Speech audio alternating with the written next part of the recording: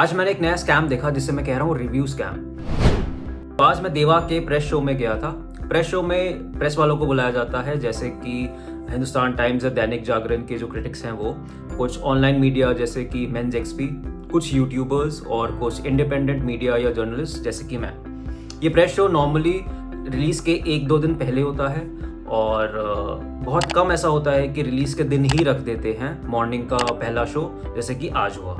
ये press show almost हर movie के लिए होते हैं, लेकिन मुंबई में, दिल्ली में ये कम ही होते हैं, बट जब भी इनवाइट आता है I try to go as much as possible.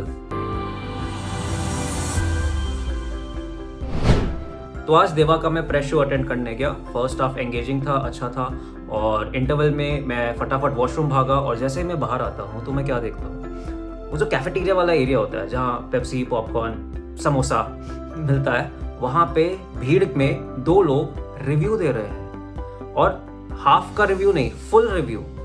और रिव्यू भी क्या, जेनेरिक, वही जो हो सकता है। फर्स्ट हाफ में क्या बोलोगे आप कि शाहिद की एक्टिंग बहुत अच्छी है, बहुत मज़ा आ रहा है, जैसे जो हमने ट्रेलर और टीज़र में देखा ही था। पूजा हेगड़े का रोल कम है लेकिन इंटरेस्टिंग है, फिल्म बहुत एंगेजिंग है, लास्ट में ट्विस्ट बहुत अच्छा है, किलर जब रिवील होता है, 4 स्टार्स। मतलब वही जेनेरिक पैकेज्ड रिव्यू। और क्योंकि इनको फटाफट रिव्यू पोस्ट करना है ताकि ज़्यादा से ज़्यादा व्यूज़ आ जाए।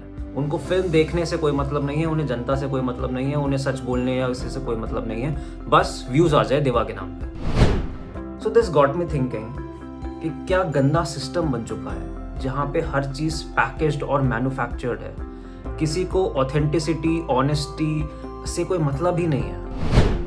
आप देखो, प्रोड्यूसर्स का हमेशा मीडिया में 99% सिर्फ पॉजिटिव बातें आती हैं। उनको बस अपना ईगो मसाज करना है। फिल्म की तारीफ हो, 4 स्टार वाले पोस्टर, सबको पता है वो नकली है, लेकिन उन्हें कोई फर्क नहीं पड़ता। एक्टर्स को भी अपना पीआर करना है, मार्केटिंग करनी है। आप मीडिया इंटरेक्शंस में इनसे टफ क्वेश्चंस नहीं पूछ सकते हो। इंटरव्यूज़ वगैरह में हर चीज़ फिल्टर्ड आउट होती है, और वही लवी डवी और या कुछ फनी क्वेश्चंस वगैरह के अराउंड चीज़ें होती है। और ऑनलाइन जितने भी लोग काम कर रहे हैं उन्हें भी सिर्फ व्यूज से मतलब है, चाहे वो स्टार्स की तारीफ करके आ जाए, उनसे इंटरेक्शन करके आ जाए, दैट्स इट। और जनता भी कौन सी कम है, जनता को भी तो सिर्फ मसाला चाहिए।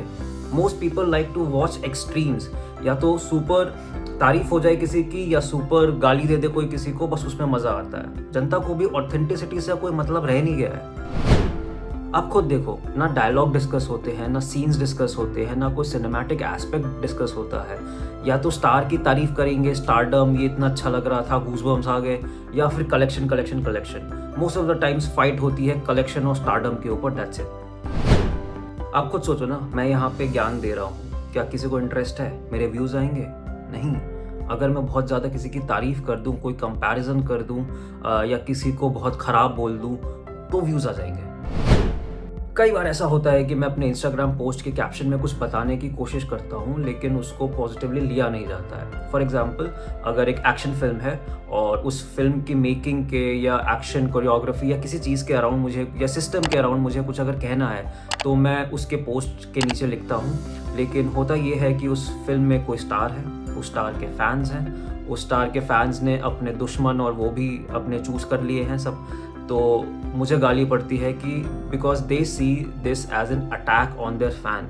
दे डू नॉट रियलाइज कि मैं जो बात कह रहा हूँ वो मैं सिस्टम या तरीके या प्रोसेस की बात कर रहा हूँ। उसमें डायरेक्टर और प्रोड्यूसर का ज़्यादा क्रिटिसिज्म है rather than the actor who is acting. लेकिन वो किसी को समझना नहीं है। जो फ़ैन है वो अटैक समझ के गाली देने लगता है, जो किसी और का फ़ैन है उसको लगता है हाँ हाँ हाँ बहुत अच्छी बात कह रहा है तू, और बात जो कहनी चाहिए, जो पहुंचनी चाहिए थी जनता तक, वो मिस हो जाती है इसमें। एक और एग्जांपल, जैसे कि अगर एक मुझे म्यूज़िक पसंद नहीं आया, तो अगर मैं बात कर रहा हूँ कि लिरिक्स ख़राब है तो लिरिसिस्ट की गलती है। अगर कॉम्पोजिशन पसंद नहीं आया तो वो कंपोज़र की गलती है।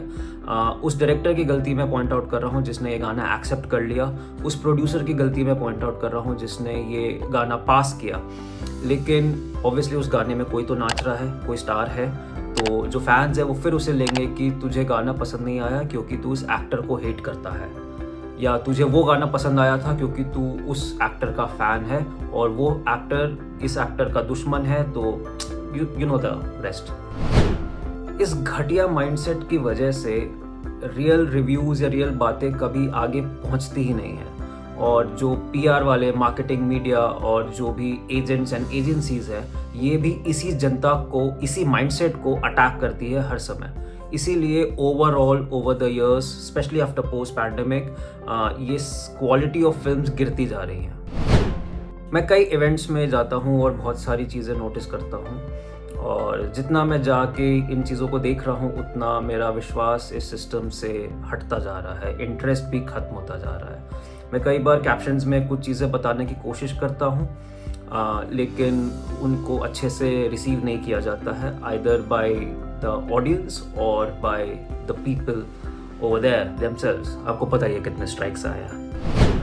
तो चलो, पूरी दुनिया को एक दिन में तो नहीं सुधार सकते, लेकिन मैं आपसे एक रिक्वेस्ट करूंगा कि बहुत सारे रिव्यूअर्स हैं, सबको आजकल रिव्यू करने का मन करता है, लेकिन आप उनकी सुने जो डिटेल में बात करते हैं, जो अच्छे से बात करते हैं। मैं डिटेल में जाना पसंद करता हूँ। मेरा रिव्यू आएगा मेरी वेबसाइट पर। अगर आपको अच्छा लगता है कि मैं जो बोल रहा हूँ तो आप मेरी सुने, बट अगर आप रिलेट नहीं कर पाते हैं तो मत सुनो मेरी बात। आप उसको सुनो जो डिटेल में जाता है, ना कि एक्सट्रीम्स में बात करता है या किसी की बेइज्जती करता है या किसी को ओवरली हाइप करता है। आप 10, 20, 30 रिव्यूज़ जब सुनोगे तो आपको समझ में आने लग जाएगा कि कौन कितना समझदार है। आपको भी थोड़ा सा समझदार होना पड़ेगा, वरना ये सिस्टम जो काफ़ी ख़राब ऑलरेडी हो चुका है, ये और ख़राब होगा। And cinema as an art will die. हम सिर्फ मैन्युफैक्चर्ड प्रोडक्ट्स देखेंगे और जिसकी जितनी पीआर और मार्केटिंग की पावर होगी बस वही जीतेगा, वही रूल करेगा। ऑथेंटिक रियल आर्टिस्ट शायद ख़त्म ही हो जाएंगे। So that's all from me today. I am Ishan Jain. मेरा इंस्टाग्राम पे हैंडल है OCDtimes21। वेबसाइट है ocdtimes.in। फेसबुक और ट्विटर पे भी अवेलेबल होगा by the name OCD Times। Please subscribe और मिलते हैं जल्दी।